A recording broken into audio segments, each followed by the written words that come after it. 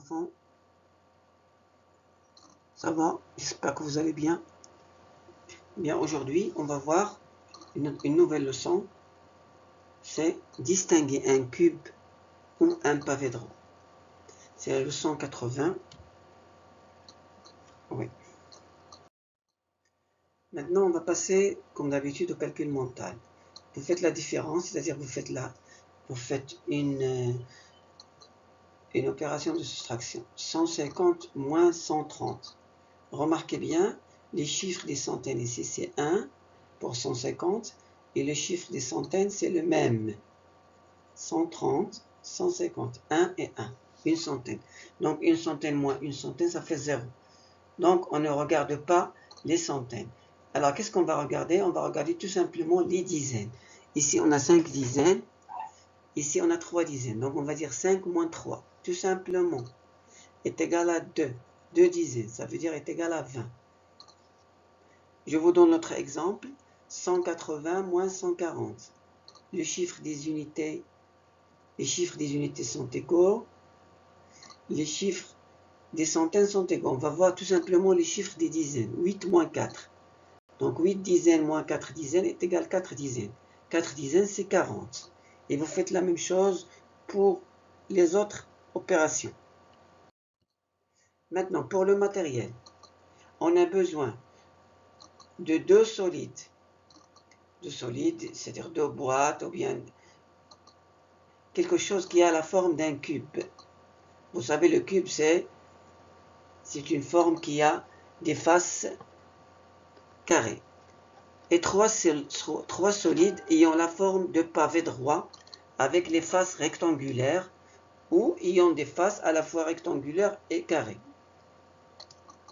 Équerre et règle, quelques grandes feuilles et quelques gommettes.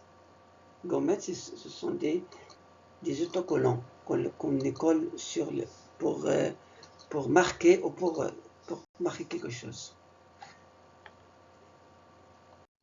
Bien. Alors, tu te rappelles de la leçon 79, c'est-à-dire la leçon d'hier.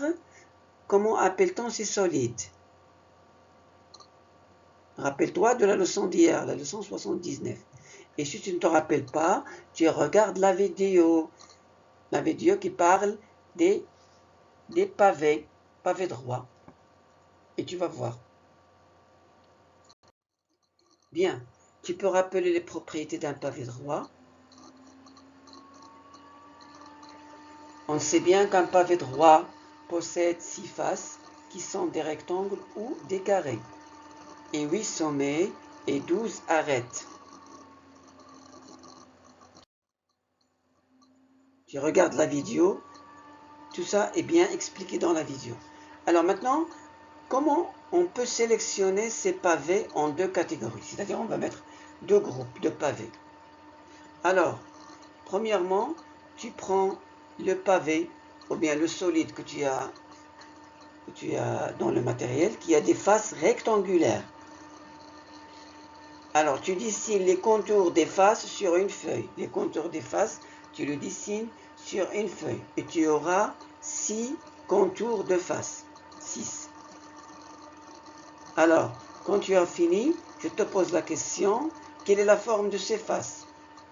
Ces faces, bien sûr, ont la forme d'un rectangle. Donc, ce pavé droit s'appelle un parallélépipède rectangle. C'est un peu compliqué, mais avec l'habitude, tu vas prononcer ce mot, tu vas le prononcer bien, tu vas le bien prononcer. Il s'appelle un parallélépipède rectangle. Tu le répètes plusieurs fois Donc le parallélépipède, c'est un pavé qui a des faces rectangulaires. Toutes les faces ont la forme d'un rectangle. Tu prends le pavé, ou le solide dans le matériel, qui a des faces carrées. Alors, qu'est-ce que tu vas faire? Tu vas dessiner les contours de ces faces sur une feuille. Tu auras 6 contours. Alors, quelle est la forme de ces faces? Bien sûr, ils ont la forme d'un carré. Ils ont tous la forme d'un carré. Donc on appelle ça, il s'appelle un cube. Un cube. Bien sûr, un cube. Vous l'avez vu dans votre vidéo de la leçon 79.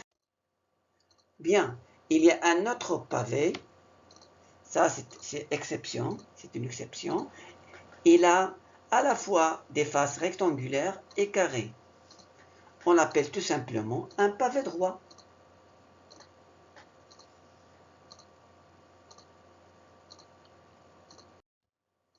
Et vous faites les exercices de la page 111. J'espère que vous avez bien compris les enfants. Alors au revoir et à la prochaine.